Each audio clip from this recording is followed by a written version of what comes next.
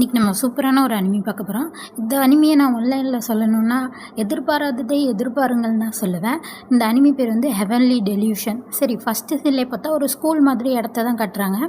அங்கே எல்லா பிள்ளைங்களும் விளாண்டுட்டு இருக்காங்க. அங்கே ஒரே ஒரு பொண்ணு நின்றுட்டு அந்த ரூஃபே பார்த்துட்ருக்கா. மொத்தமாகவே அந்த இடம் மூடி இருக்கும். அந்த பொண்ணு பேர் வந்து மிமிகிமே. அவளோட ஃப்ரெண்டு வந்து கூப்பிட்றா, என்ன பார்த்து கனவு கண்டுகிட்டு இருக்கா, வா கிளாஸ் ஆரம்பிச்சிருவாங்க அப்படின்னு சொல்லிட்டு கூப்பிட்றா. அதுக்கு இந்த பொண்ணு சொல்கிறா, இது மாதிரி இன்றைக்கி ஒரு டெஸ்ட் இருக்குது தெரியுமா அப்படிங்கிற மாதிரி சொல்கிறா. உடனே அதுக்கு ஃப்ரெண்டு பொண்ணு சொல்கிறா, எது டெஸ்ட்டா, இன்றைக்கி நார்மல் கிளாஸ் தானே அப்படின்னு சொல்லிட்டு. அதுக்கு மிமேகிமே சொல்கிறா, இல்லை பாரு டெஸ்ட் இருக்கும் அப்படிங்கிற மாதிரி சொல்கிறா. உள்ளே போனதுக்கப்புறம் அங்கே பார்த்தா ரோபோ டீச்சர் தான் இருக்குது. அந்த டீச்சர் சொல்லுது, இது மாதிரி இன்றைக்கி உங்களுக்கு ஒரு டெஸ்ட்டு அப்படின்னு சொல்லிட்டு. அப்புறம் பசங்கள்லாம் கத்துறாங்க, ஐயோ நாங்கள் படிக்கவே இல்லையே, டெஸ்ட்டு வைக்கிறீங்க அப்படிங்கிற மாதிரி. அப்போ தான் அந்த டீச்சர் சொல்கிறாங்க, இவ்வளோ நாள் கவனிச்சிங்கல்ல, அதை வச்சு எழுதுங்க அப்படின்னு சொல்லிட்டு. டேப்பில் தான் டெஸ்ட் எழுதுறாங்க. எல்லாருமே டெஸ்ட் எழுத ஆரம்பிக்கிறாங்க. அப்படியே அங்கே வெளியில் கட்டுறாங்க ஸ்கூலில்.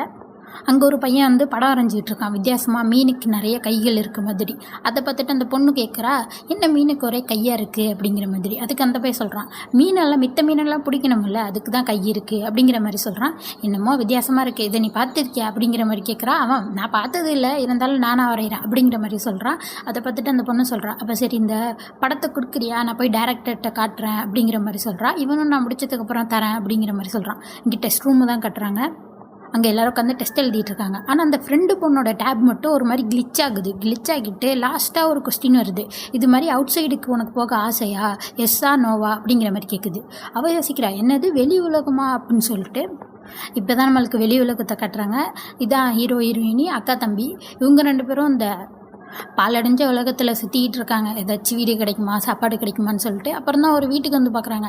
நல்லா தான் இருக்கேன் இந்த வீடு, நம்ம இங்கேயே தங்க முடிஞ்சால் நல்லாயிருக்கும்னு சொல்லிட்டு உள்ளே வந்து சாப்பாடு எது இருக்கா, தேவைப்படுற டாய்லெட் பேப்பரையும் டூத் ப்ரஷையும் எடுத்துக்கிட்டு வந்துட்டு இருக்கான். உடனே தம்பி வந்து மாறு அவன் பேர். அவன் கேட்குறான், அக்கா எனக்கு ரொம்ப பசிக்குதுக்கா அப்படின்னு சொல்லிட்டு. அதுக்குள்ளே ஆரம்பிக்காத இரு அப்படின்னு சொல்லிட்டு வந்துட்டு இருக்கா. பார்த்தா ஒரு ரூமில் 2 பணம் இருக்குமா.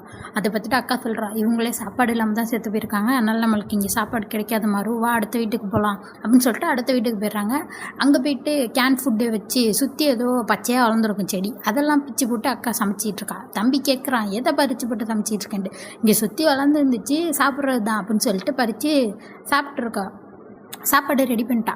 2 பேரும் ஒரு வாய் தான் எடுத்து வைக்கிறாங்க. அவ்வளோதான், ஒரே கசப்பு. துப்பிட்டு தம்பி கத்திக்கிட்டு இருக்கான், இருந்த நல்ல கேன் ஃபுட்டையும் வேஸ்ட் ஆக்கிட்டேடி அப்படின்னு சொல்லிட்டு. மன்னிச்சிரு அப்படின்னு சொல்லிட்டு அவ சொல்லிக்கிட்டு இருக்கா.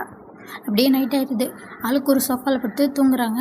அப்போ பார்த்தா அக்கா யார் ஃபோட்டோவே பார்த்துட்டு இருக்கா. தம்பி இதை பார்த்துட்டு, என்ன அதுவும் பாய் ஃப்ரெண்டா அப்படிங்கிற மாதிரி கேட்குறான். உடனே அக்கா பார்த்துட்டு, நீ இன்னும் தூங்கலையாடா அப்படின்ற மாதிரி கேட்குறான். உடனே அதுக்கு அவன் சொல்கிறான், என்னைக்கு நான் உனக்கு முன்னாடி தூங்கியிருக்கேன் அப்படிங்கிற மாதிரி.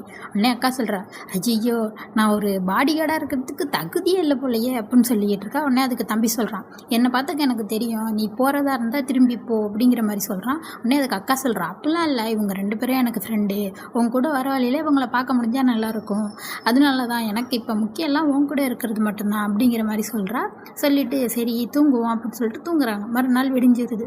இன்றைக்கி நம்ம எங்கே போகிறது அப்படின்னு சொல்லிட்டு அந்த சிட்டிக்குள்ளே சுற்றிக்கிட்டு இருக்காங்க. சரி மக்கள் இருக்க இடமா போகலாம். மக்கள் எங்கே இருப்பாங்க, ஸ்டேஷன் பக்கத்தில் இருப்பாங்க, சாப்பாடு கிடைக்கிற இடம் அங்கே தான் இருப்பாங்க. அப்போனா நம்ம ரயில்வே ட்ராக் வழியே போகணுன்னா மக்களை கண்டுபிடிச்சிடலாம் அப்படிங்கிற மாதிரி அக்கா வந்து பேசிக்கிட்டு இருக்காங்க. பேசிக்கிட்டே நடந்து வந்துட்டு இருக்காங்க. அங்கே பார்த்தா லோக்கல் ரவுடி மாதிரி இருக்காங்க 3 பேர் வந்து நின்றுட்டு, டே பொண்ணுங்கடா அப்படின்னு சொல்லிட்டு இவங்க 2 பேரை பற்றி சொல்லிக்கிட்டு இருக்காங்க. இவ்வளோ நாள் நம்ம கஷ்டப்பட்டு வாழ்ந்தது வீணாகலை, 2 பொண்ணு வந்திருக்காங்கடா, இன்றைக்கி சந்தோஷம் அப்படிங்கிற மாதிரி சொல்கிறாங்க. உடனே தம்பி வந்து சொல்கிறான், இங்கே பாருங்கடா, நான் ஒரு ஆண் மகன் தெரியுதா அப்படிங்கிற மாதிரி சொல்லிக்கிட்டு இருக்கான். உடனே அதை பார்த்துட்டா, சி சின்ன பையன்டா இவன் அப்படின்னு சொல்லிட்டு இருக்காங்க. உடனே அக்கா சொல்கிறான், நானும் பையன்தாப்பா அப்படிங்கிற மாதிரி. உடனே அவங்க சொல்கிறாங்க, எங்களை பார்த்தா முட்டாள் மாதிரி இருக்கா அவனுக்கு, ஒழுங்காக 2 பேர் பேக்கை வச்சுட்டு எங்கள் கூட வரீங்க, நாங்கள் உங்களுக்கு சொர்க்கத்தை கட்டுறோம் அப்படிங்கிற மாதிரி சொல்லிடுறாங்க. உடனே அக்காவும் தம்பியும் பேக்கை கீழே வச்சுட்டு அக்கா சொல்கிறா, கடைசியாக மனுஷங்களை பார்த்தா இவங்க எப்படி இருக்காங்கன்னு சொல்லிட்டு கன் எடுக்கிறான். அதை பார்த்தோன்னே இவங்க பயந்துடுறாங்க. ஐயோ இதுக்காக நம்ம உயிரை விடணுமா அப்படின்னு சொல்லிட்டு போயிடலாம் அப்படின்னு சொல்லிட்டு போகிறாங்க. அப்போ தான் இன்னொருத்தன் பார்த்துட்டு சொல்கிறான், அதை பார்த்தா உண்மையான கன்று மாதிரி இல்லைடா, பொம்மை மாதிரி இருக்குது அப்படிங்கிற மாதிரி சொல்லிட்டு யாரை ஏமாற்ற பார்த்துற பொம்மை கன்னை வச்சுக்கிட்டு அப்படின்னு சொல்கிறாங்க. உடனே அக்காவை பார்த்து சிரிச்சுட்டு ஓடிடலான்னு சொல்லிட்டு வேலி மேலே ஏறுவாளாம். பின்னாடி இருக்க 2 பேர் வந்து தம்பிகிட்ட சண்டை போட ஆரம்பிக்கிறாங்க. தம்பி சூப்பராக அடிப்பான். அடித்து போட்டதுக்கப்புறம் அக்கா என்ன பண்ணுறா, அந்த பொம்மை கண்ணை வச்சு சுடுவாலாம். பார்த்தா அது சுடும், லேசர் பீம் மாதிரி வரும். அதுலேருந்து அந்த லேசர் பீம் வந்து அந்த போஸ்ட் மரத்தில் பட்டு அதுவே 2ஆக உடஞ்சி கீழே விழுந்துருமா. எல்லாருமே பார்த்து பயந்துடுறாங்க, என்னடா சுடுச்சு அந்த கன்னுன்னு சொல்லிட்டு. அப்புறம் தான் அக்கா வந்து கன்னை கட்டி அவங்கள்ட்ட மிரட்டிகிட்டு இருக்கா. இப்போ ஒழுங்காக ஏதோ சொர்க்கம்னு இடம் சொன்னீங்கல்ல, அந்த இடத்த தான் நாங்களும் தர்றோம், அதுக்கான வழியை எனக்கு காட்டுறீங்க அப்படிங்கிற மாதிரி சொல்கிறா. அவங்களும் அவங்க தங்கிக்கிட்டு இருக்க இடத்துக்கு இவங்கள கூப்பிட்டு போயிடுறாங்க. அங்கே போனதுக்கப்புறம் அக்கா வந்து மாறிட்டு கேட்குறா, நம்மளுக்கு தேவைப்படுற மாதிரி எதுவும் இங்கே இருக்கா அப்படிங்கிற மாதிரி. தம்பி சொல்கிறான், இங்கே எதுவுமே இல்லை அப்படிங்கிற மாதிரி சொல்லிடுறான்னா, உடனே அக்கா பார்த்துட்டு இருக்கா. பார்த்தா ஜெனரேட்டர் இருக்குமா. அதை பார்த்தோன்னே அக்காவுக்கு ஒரே சந்தோஷம்.